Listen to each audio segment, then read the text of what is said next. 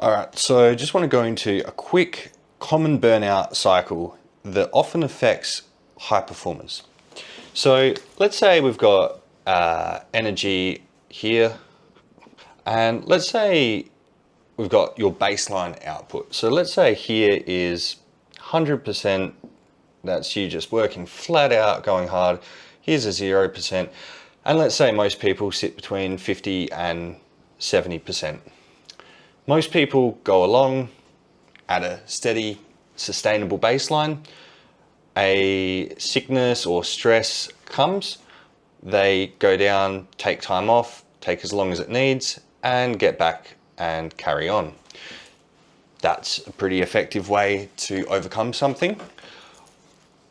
Where high performers struggle, so they often are operating closer to 100%. Sickness happens, they might come down to 0%, take some time off, but often they get back sooner than where is needed because they like to be achieving. Now, I just want to quickly interject. It's also because they can't rest. They don't like stillness. They always need to be forward moving. So they try and pick up where they left off. Now, the problem is their energetic bandwidth has actually reduced from 100% because they haven't taken the time needed. So what they can actually do sustainably was probably about 90%. And them coming back to 100% causes diminishing returns because they're exceeding their capacity. So they get down to 70, 80, 60, and they go, okay, what's going on? Like, I should be able to do way more, nearly double of what I was doing.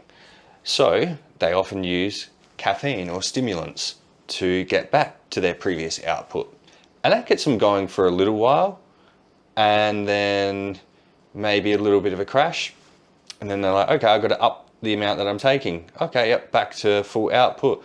And then we begin cycles of crashing. Caffeine, crash. And what tends to happen is over time, the duration they can output for gets smaller. The amount of caffeine or stimulants needed increases. And eventually that baseline becomes so low that they're like, okay, something is going on. And when it gets to the point that they're no longer at, let's say, here, which success requires, they're like, something drastic has to happen. And then that's when they'll look at holistic measures, having a look at the health side of things. And it's at this stage where they have to face their aversion to stillness, where they have to literally stop moving forward and be still to heal. But often it's that pattern that they haven't given themselves enough time to heal and they've tried to power through it. Time is a big factor, I'm not going to lie, but there are advanced strategies that can get your baseline back higher quicker.